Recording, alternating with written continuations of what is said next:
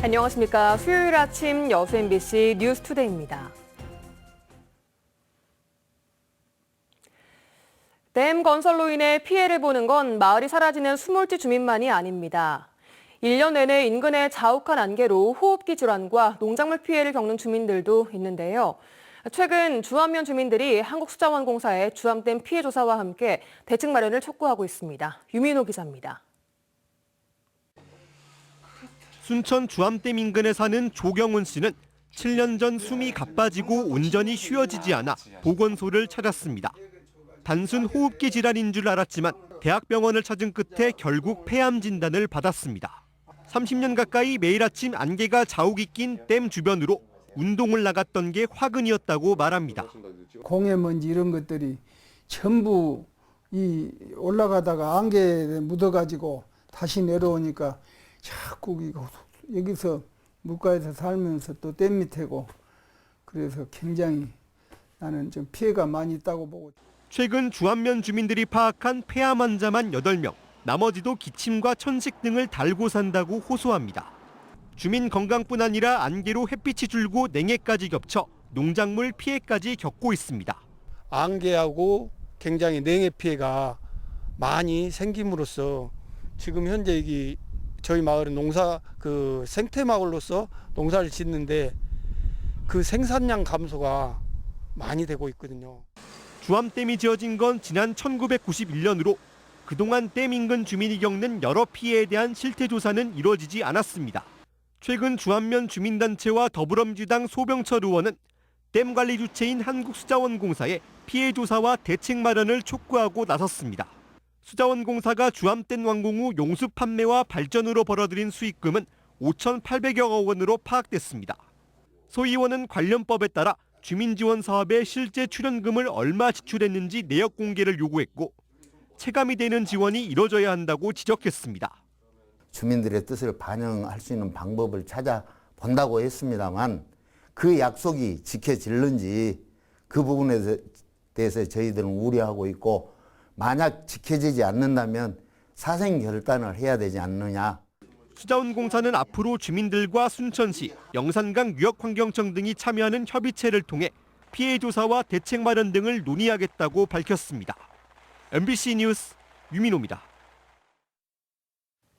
광주와 전남 시민사회단체들이 윤석열 정권 출범 1주년을 규탄하는 공동시국선언 발표와 함께 정권 퇴진을 촉구했습니다. 광주 진보연대 등은 윤 정권 1년 동안 불법 정치 개입과 검찰 독재, 건설노조의 탄압 등이 이루어지면서 민주주의가 무너지고 있다며 윤 정부의 퇴진을 촉구했습니다. 특히 제국주의 범죄 행위에 대해 반성도 사과도 없는 일본에게 면죄부를 줬다며 민주, 민생 및 평화 파괴에 맞서 정권 퇴진 운동에 나서겠다고 덧붙였습니다. 천원의 아침밥 사업이 후평 속에 수요가 늘면서 대학생과 노동자의 아침 식사를 지원할 조례가 전국에서 처음으로 발의됐습니다. 전남도의회 나강국 의원이 대표 발의한 전라남도 아침 식사 지원 조례는 쌀 이용 촉진과 결식률 감소에 기여하기 위해 전남에서 생산된 쌀을 재료로 도내 대학생과 노동자들에게 아침밥을 제공하는 사업을 추진하도록 하고 있습니다. 여순사건 특별법이 시행된 지 1년 5개월이 지나면서 위령 사업이 어떻게 이루어질지에도 유족과 지역사회에 관심이 쏠리고 있습니다.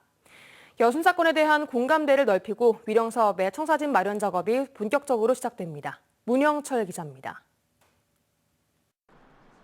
지난 2021년 12월부터 지자체가 운영하고 있는 여순사건 다크투어 프로그램. 전문 해설사의 설명을 들으며 14연대 주둔지와 위령비 등 여순사건 관련 장소들을 둘러볼 수 있는 관광 상품입니다. 하지만 기대만큼 활성화되지 않고 있습니다. 1년 3개월 동안 이 프로그램에 참가한 사람은 230여 명, 한 달 평균 15명 정도에 불과합니다. 홍보활동 하고 있는 있지만 일반적인 관광 상품이 아니라 그런 식으로 가지고 있는 사람들 참여를 하지. 특별법 시행 이후에도 여순 사건에 대한 국민적 관심과 공감대가 여전히 부족하자 전라남도가 새로운 여순 사건 다크 투어를 추진하기로 했습니다. 여수와 순천 등 관련 지역을 중심으로 일반인들의 관심을 끌 수 있는 다양한 코스를 발굴한 뒤 이르면 다음 달부터 운영에 들어갈 계획인데 여순 사건 관련 전시나 공연 등의 문화예술 행사를 투어 프로그램과 연계하는 방안 역시 검토하고 있습니다. 본격적인 위령 사업을 위한 마스터 플랜 수립 작업도 이달 중순부터 시작됩니다. 용역 기간은 11월까지 6개월간으로 제주 4.3을 포함한 국내외 사례를 참고해 추모공원 조성 방향 등 위령 사업 전반에 대한 청사진을 마련하고 예산 확보 전략을 수립하는 데 주력할 계획입니다. 위령 사업을 위해서는 좀 적지 않은 예산이 투입이 돼야 되는데 전문 기관 근거 자료를 통해서 저희가 국비 예산을 따오는데 큰 도움이 될 수 있도록. 전라남도는 용역 일정에 맞춰 여순 사건 유족과 전문가, 시민단체 등을 대상으로 위령 시설 조성 및 운영을 위한 여론 수렴에 나설 방침입니다. MBC 뉴스 문형철입니다. 고흥군이 거금대교의 관광 자원화를 위해 대교 복층 탐방로 정비 사업을 추진합니다. 고흥군은 거금대교를 매력적인 관광 명소로 만들기 위해 거금 휴게소 인근 주차장 정비와 자전거 도로 포장, 트리가트와 벽화 설치 등 거금대교 복층 탐방로 정비 사업을 다음 달 착공해 내년에 준공할 예정입니다. 거금대교는 지난 2011년 1층은 자전거와 보행자 도로, 2층은 차도인 국내 최초의 복합 교량으로 건설된 길이 2,058m의 사상교이며 이번 정비 사업을 통해 소록도와 함께 남부권역 테마 관광의 중심이 될 전망입니다. 여수시가 여수 밤바다 핵심 구역인 구황 일원에 기후변화 대응을 위한 스마트 가로등을 설치 운영합니다. 여수시는 오는 8월까지 이순신 광장로 일원 4.7km 구간에 차량과 보행자의 움직임을 실시간으로 감지해 가로등의 밝기를 자동으로 조절하는 스마트 가로등을 설치해 운영합니다. 시는 이번 시범 사업을 마친 뒤 효과 등을 종합 검증해 여수 산단과 율촌 1산단, 관내 터널 등에도 스마트 가로등을 확대 설치함으로써 기후변화에 적극 대응해 나갈 계획입니다. 전남 지역을 포함한 전국의 유명 사찰들이 이달 초부터 입장료를 받지 않고 무료 개방하고 있습니다. 문화재 관람료를 정부가 지원할 수 있게 문화재보호법이 개정됐기 때문인데요. 우선 방문객들과 지역사회는 환영한다는 입장입니다. 강서영 기자입니다. 다도해 해상국립공원에 위치한 여수 향이람. 지난 61년간 받아오던 입장료를 지난 4일부터 폐지했습니다. 기존의 매표소는 안내소로 바뀌었습니다. 입장료는 면제예요. 감사합니다. 안 받아요. 입장료 폐지 소식을 모르던 방문객이 놀라는 모습도 종종 눈에 띕니다.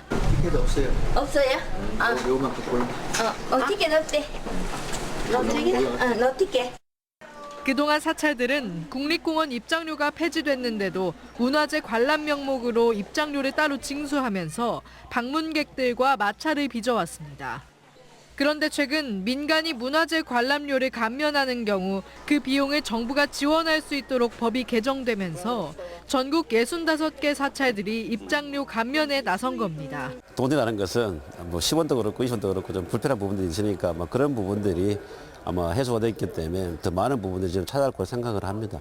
기존의 입장료를 세금으로 대체했을 뿐이라는 비판도 존재하지만 지역 상인들과 방문객들은 일단 환영하는 분위기입니다. 옛날에는 조금 입장료 때문에 좀 자유롭지가 못했어요. 오르락 내리락 할 때. 근데 지금은 그게 없으니까. 기분은 좋죠. 기분은 좋고 그래서 이렇게 좋은 공간에 그냥 이렇게 자유롭게 다닐 수 있다는 거는 너무 진짜 축복인 것 같아요. 전남에서 입장료 감면에 나선 사찰은 여수 향이람과 흥국사, 순천 서남사와 송광사 등 총 13곳. 이번 기회로 입장료를 둘러싼 등산객과 사찰 간의 해묵은 갈등이 해소될 수 있을지 관심이 모아지고 있습니다. MBC 뉴스 강서영입니다.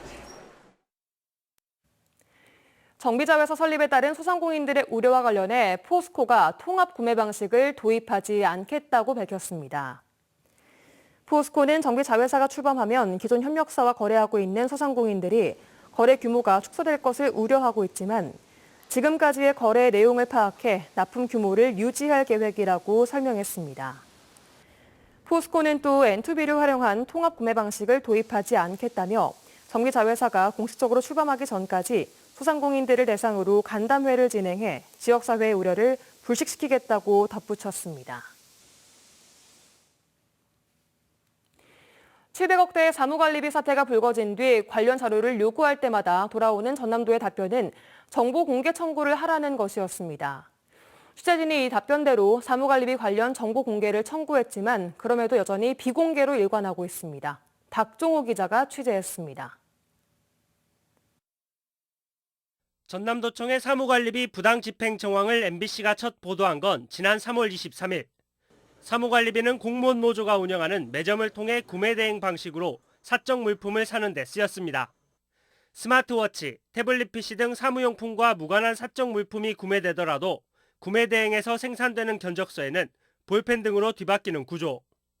MBC는 이 때문에 전남도청 각 부서에서 사무관리비 결제 과정에서 첨부된 영수증과 견적서 등의 자료 공개를 요구해왔습니다.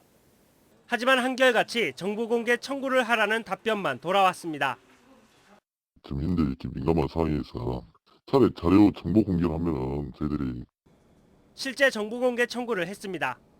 열흘의 기한을 기다려 MBC가 받은 것은 비공개한다는 답변이었습니다. 감사가 진행 중이어서 자료를 공개하기가 곤란하다는 것입니다.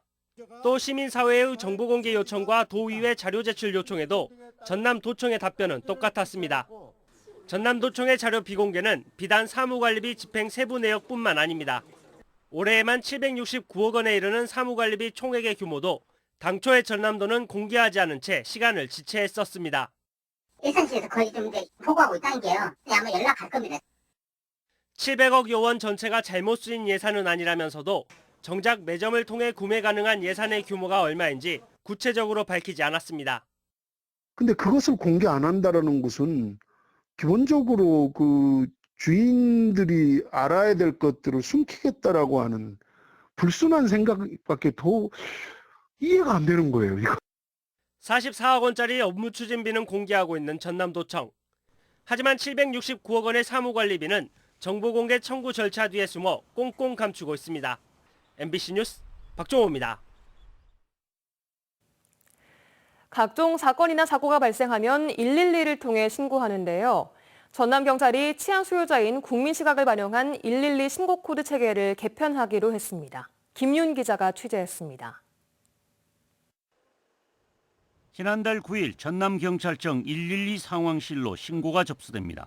공원 인근에서 술 취한 사람이 난동을 부린다는 내용입니다.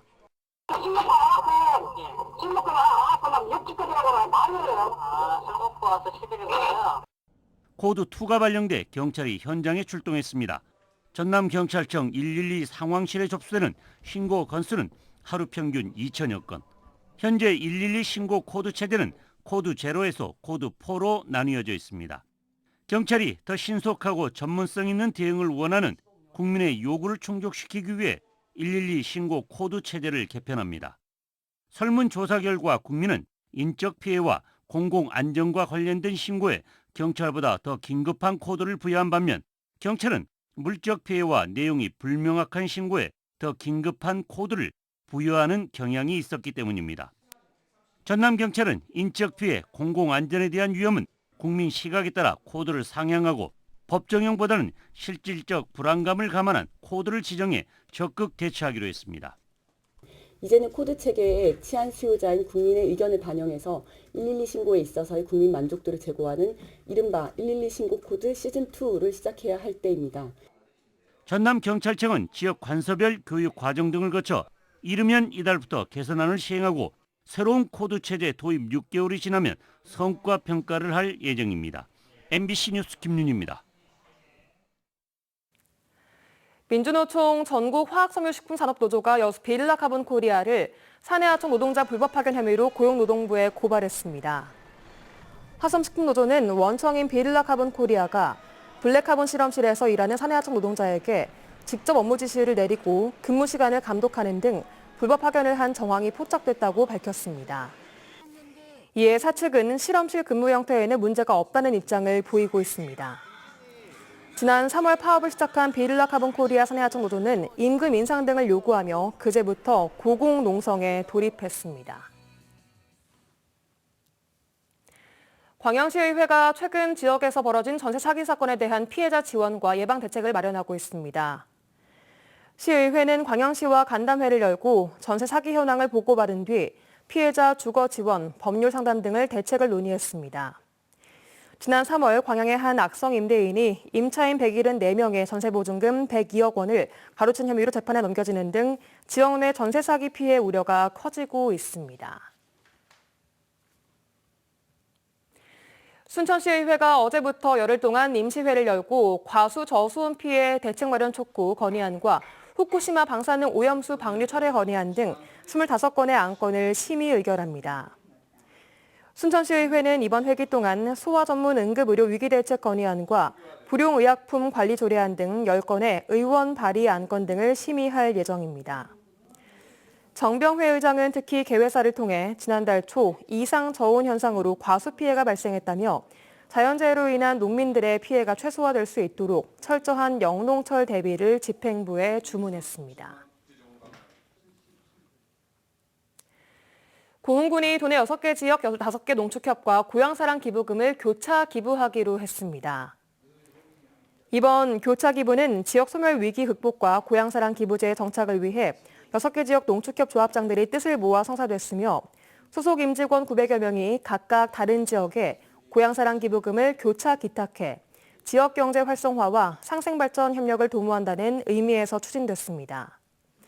고흥군은 답례품으로 농수축특산물 400종과 벌초대행, 능가사 템플스테이, 분청사기 등을 제공하고 있으며 디지털 기록관과 고흥의 전당을 조성해 기부자들을 예우하고 있습니다.